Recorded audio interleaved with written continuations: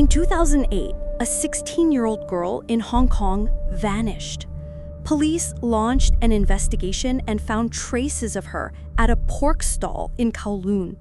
For a long time afterward, the public was gripped by fear and unease whenever they saw minced meat.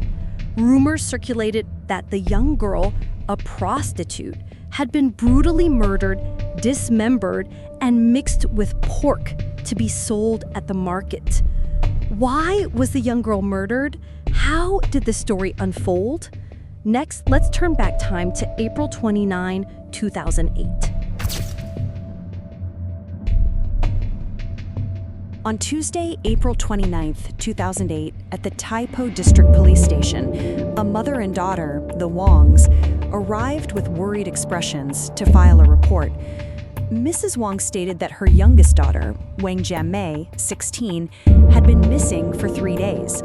Initially, the family thought she was out having fun and staying at a friend's house, but they had been unable to contact her. Therefore, they wanted the police's help to find her. The older sister, Ah Ping, who accompanied her mother to file the report, added, "On the evening of April 26th at 11 p.m., my sister and I were still happily chatting at home. Afterward, we each went to our rooms to rest. Nothing unusual happened. But the next morning, I didn't see my sister anymore. I don't know when she left home or where she went." The family stated that Jiamei had stayed overnight at her boyfriend's house once, but after they broke up, she rarely spent nights outside. Even if she occasionally stayed out late, she would notify her family in advance. There had never been a case of her being continuously missing for so many days. After completing the report at the police station, the mother and daughter returned home. Similar disappearances were not uncommon, especially for teenagers of that age. The police officially recorded the incident as a missing person case and assigned it to the Missing Persons Unit of the Tai Po District to monitor. The missing person, Wang Jiamei, originally from Chenzhou, Hunan, was the second child in a family with an older sister, Ah Ping, who was 3 years her senior. Both sisters shared their mother's surname.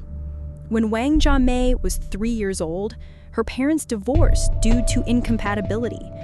Her mother remarried a Hong Kong man over 50 named Chen. The stepfather was a lazy person with no job. Except for gaining Hong Kong citizenship, Wang Jiamei felt he was nothing her mother should value. In 2000, Wang Jiamei's mother brought her older sister, Ah Ping, to Hong Kong to settle, leaving the younger girl to live alone.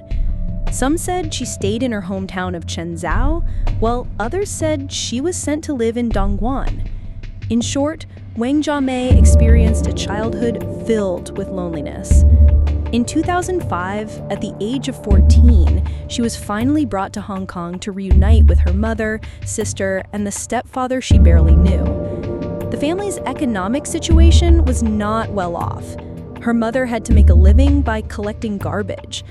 When she first set foot in Hong Kong, seeing the bustling and vibrant city, Wang Jiamei was very happy. Her mother enrolled her in Tai Po Government Secondary School, where her sister, Ah Ping, also studied.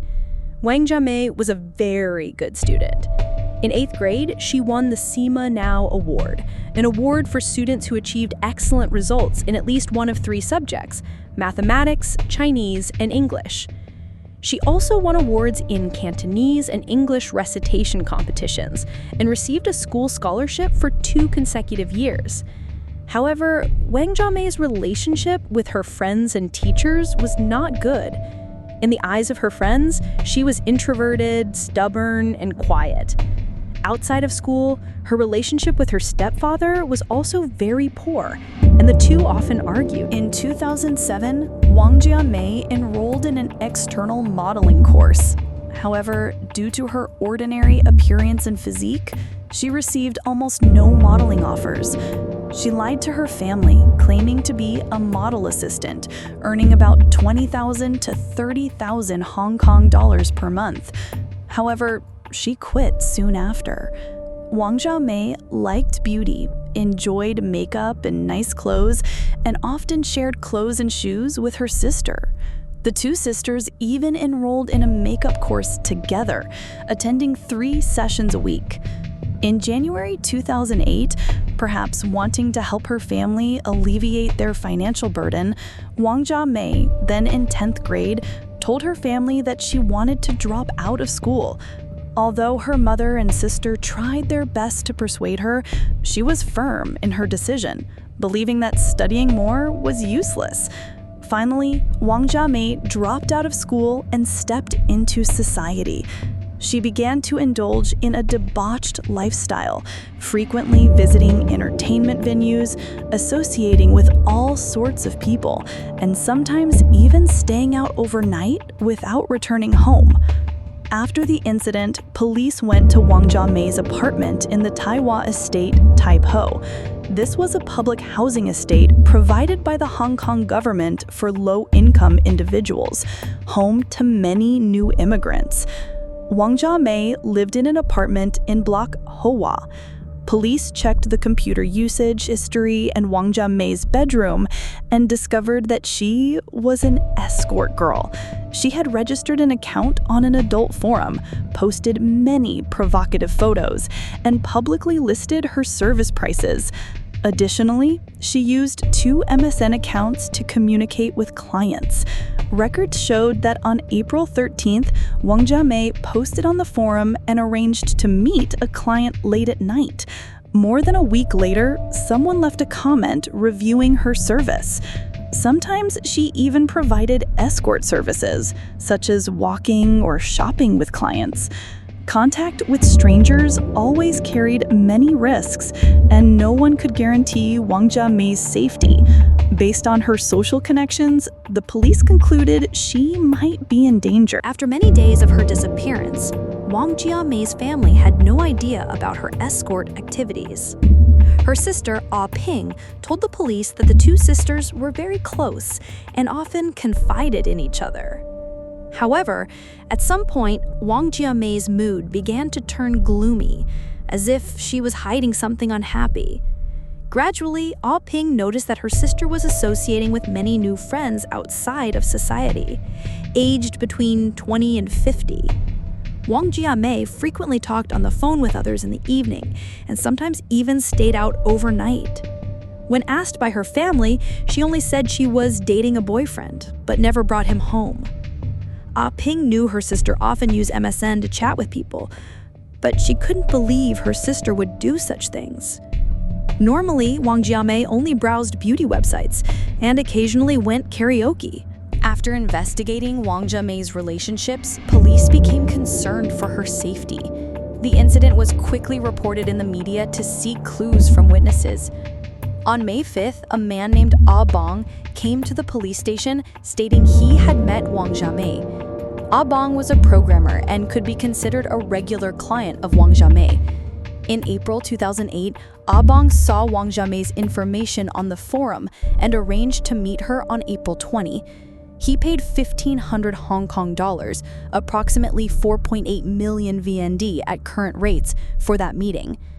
After that meeting, the two became closer, often chatting online. A few days later, Ah Bong wanted to meet Wang Jiamei again, so he called her in the early morning of April 27th. The two met at the Shamshu Po MTR station. That evening, Wang Jiamei wore a black outfit and carried a yellow bag. Afterward, the two went to a nearby hotel. Upon entering the room, Wang Jiamei seemed tired. Seeing this, Ah Bong did not engage in sexual activity with her. The two lay on the bed, chatted, and eventually fell asleep. The next morning at 9 a.m., the two left the hotel in Shamshi Po and said goodbye. This time, Ah Bong paid Wang Jiamei 2,000 Hong Kong dollars and arranged to meet her again. Ah Bong stated that after that day, whether through MSN or phone calls, he could not contact Wang Jiamei until May 5th when he saw news of Wang Jiamei's disappearance in the newspaper. Ah Bong then realized something was wrong and immediately reported it to the police.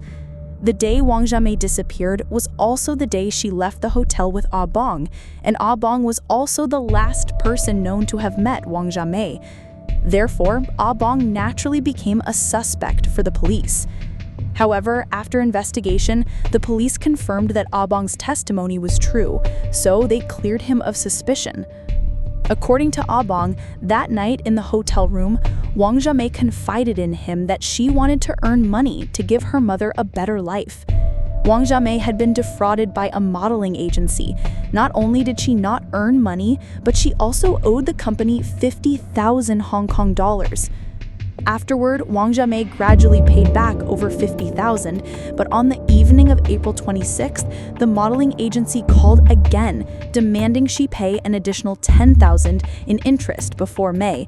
Otherwise, they would expose her past work for the company and threaten to leak her sensitive videos online. Cornered, Wang Jiamei was forced to take on many clients to earn money to pay off her debt.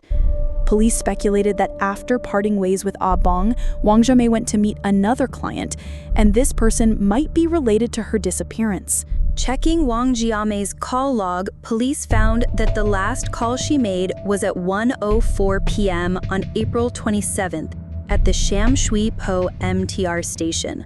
The call lasted 53 seconds. The other end was a prepaid phone number with no registered identity.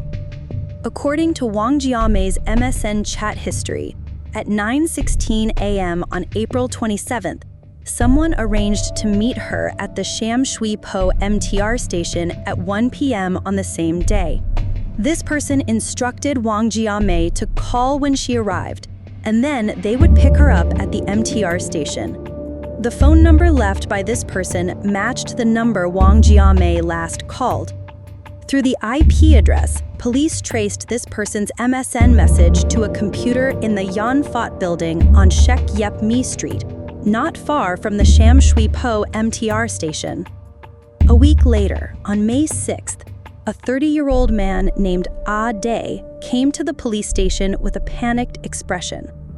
Day claimed that Wang Jiamei might have been murdered by his friend Ding Kai Tai, 24. Day and Ding Kai Tai had known each other and become close friends 10 years earlier when both worked at a late-night eatery. Although they no longer worked together, they still kept in touch regularly. Day stated that on the evening of April 26th, he and Ding Kai Tai arranged to go out at a bar in Sim Shat Su. Ding Kai Tai not only drank alcohol, but also used drugs. The two stayed at the bar until 7 a.m. the next morning. On the evening of April 27th, from 9:25 p.m. to 11:25 p.m., Day received 3 consecutive calls from Ding Kai Tai. In the call, Ding Kai Tai said he had killed a girl. Ding Kai Tai recounted that while having sex with the girl, she kept saying she wanted to die. For some unknown reason, he strangled her to death. He then dismembered her body to dispose of it. He also described that there was a lot of fat inside the girl's body and said that he didn't want to see the girl's face, so he skinned her face. The victim's bones were hidden by him in a pig bone bin at a pork stall. Ding Kai Tai's call terrified Day. However, he still didn't believe his friend would kill anyone, thinking that Ding Kai Tai was just talking nonsense after using drugs. Afterwards, the two met a few more times. Ding Kai Tai insisted that what he said on the phone was just a joke. However, in recent days, Day had been haunted by this matter. Later, when he saw news of Wang Jiamei's disappearance in the newspaper, Day noticed that the victim's characteristics and time of disappearance matched what Ding Kai Tai had said on the phone. Day began to suspect and decided to report it to the police. Based on Day's testimony, police concluded that Wang Jiamei's disappearance was not simple. The case was transferred to the West Kowloon Crime Squad for further investigation. According to the investigation, Ding Kai Tai's home address matched the IP address that the police had traced from the MSN message earlier. That evening, the crime squad ambushed the Yan Fat building where Ding Kai Tai lived. Ding Kai Tai's apartment was in the Mao block of that building. At 11 p.m., Ding Kai Tai appeared in the dark. The police immediately rushed in, subdued him, and escorted him to the police station. During interrogation, Ding Kai Tai confessed to having an accomplice, his friend named Huizi, claiming this person helped him dispose of the body. Police also arrested Huizi. Police searched Ding Kai Tai's apartment in the Yanfat building. In the bathroom, on the floor, walls, doorframe, and shower, there was still uncleaned blood. Bloodstains were also found on the computer desk, chair, and rug in the bedroom. Even a CD in the drive contained bloodstains. DNA test results confirmed that all the bloodstains belonged to Wang Jiamei. Clearly, this apartment was the crime scene. During interrogation, Ding Kai Tai confessed to murdering Wang Jiamei and throwing her body into the sea near the Kowloon Pier. At 8 a.m. the next morning, a group of police officers escorted Ding Kai Tai to the scene where he disposed of the body, the coastal area of Kowloon Pier. At 3 p.m., divers descended twice to the seabed to search, but found nothing. At this point, Ding Kai Tai confessed that he had dismembered Wang Jiamei, throwing only her head into the sea, while the other body parts were cut into small pieces and flushed down the toilet. Some bone fragments were taken by him to a pork stall in Shitgit-mei and mixed with pork. The killer's confession shocked the police. Since the incident had occurred more than 10 days ago, some bone fragments might have already been sold to customers. The case, once disclosed, caused an uproar. Information that Ding Kai Tai had mixed human flesh into a pork stall caused extreme panic among local residents. Rumors spread online that Wang Jiamei had gone to the Yanfat building on the day of the incident to participate in a group sex party with Ding Kai Tai and others. Because Wang Jiamei had a habit of using drugs before sexual activity, she overdosed and died. To escape punishment, Ding Kai Tai and Huizi dismembered the victim and disposed of her in the sea and at the pork stall. However, after investigation, police confirmed that this information was inaccurate. At the time of the incident, Huizi had a reliable alibi. Huizi was not involved in the case and did not help Ding Kai Tai dispose of the body as Ding Kai Tai initially claimed. After further investigation, the police somewhat clarified the sequence of events. Early that morning, after leaving the bar at 7 a.m., Ding Kai Tai continued to use drugs.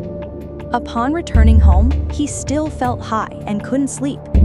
In his drug-induced state, Ding Kai Tai contacted Wang Jiamei. After 1 p.m., the two met. Ding Kai Tai took Wang Jiamei back to his apartment. Both used drugs and then had sex. Around 3 p.m., Ding Kai Tai woke up.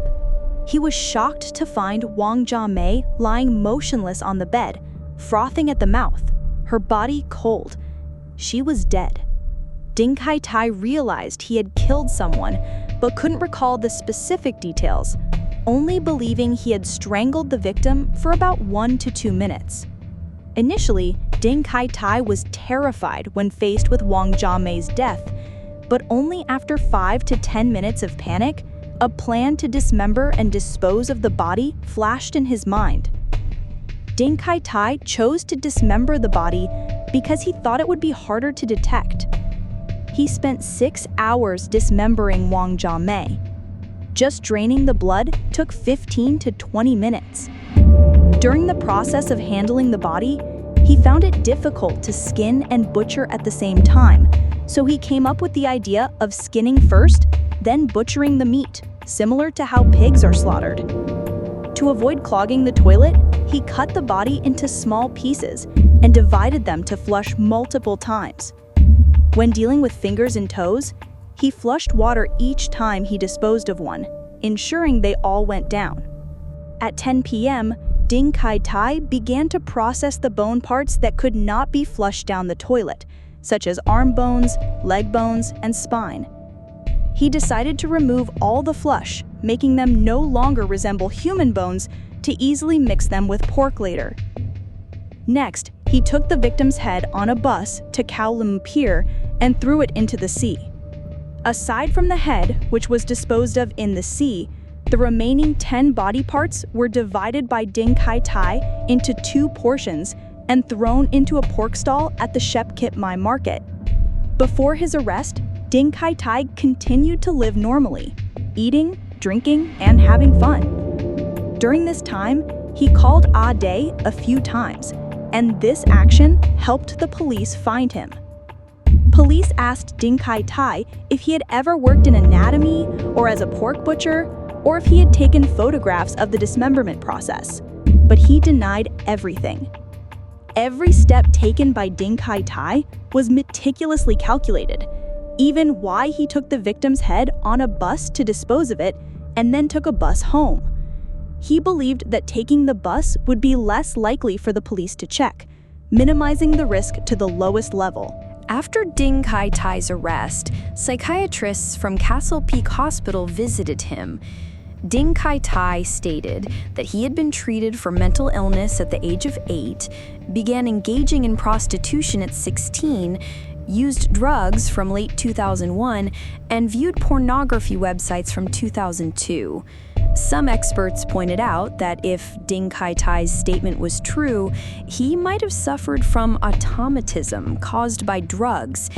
Automatism is a special form of epilepsy, manifested by involuntary, unconscious, simple or complex actions that occur during or after an epileptic seizure, when the patient is in a dazed state and has no memory of those actions.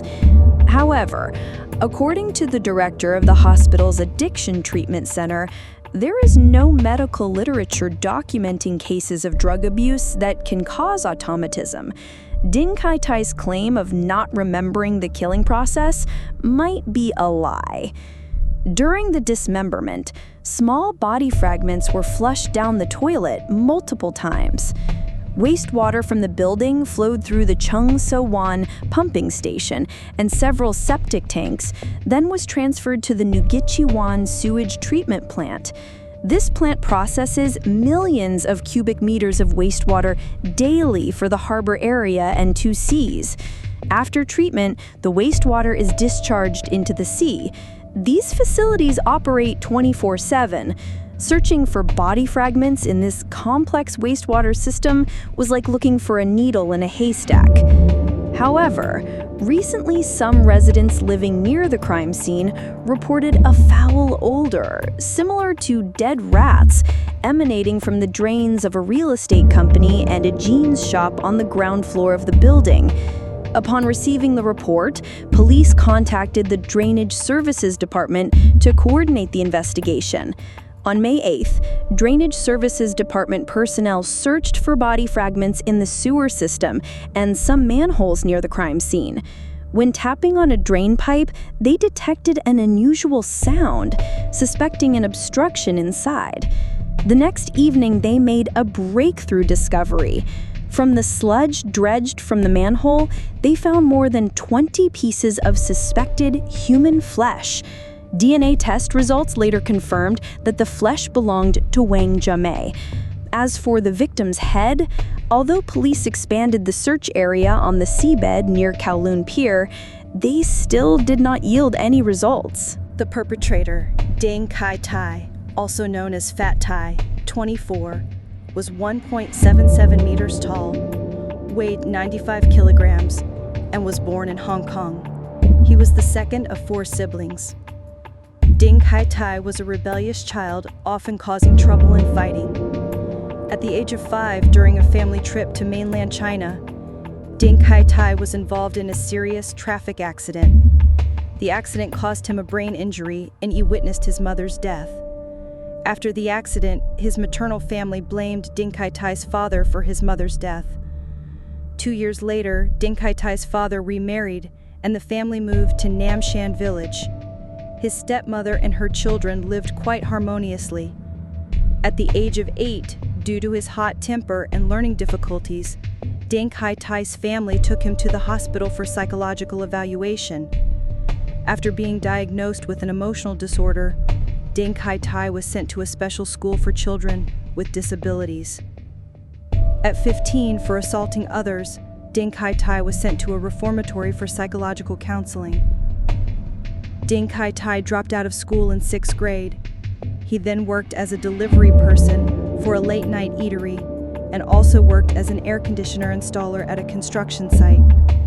Attracted by the outside world, Ding Kai Tai gradually fell into bad habits.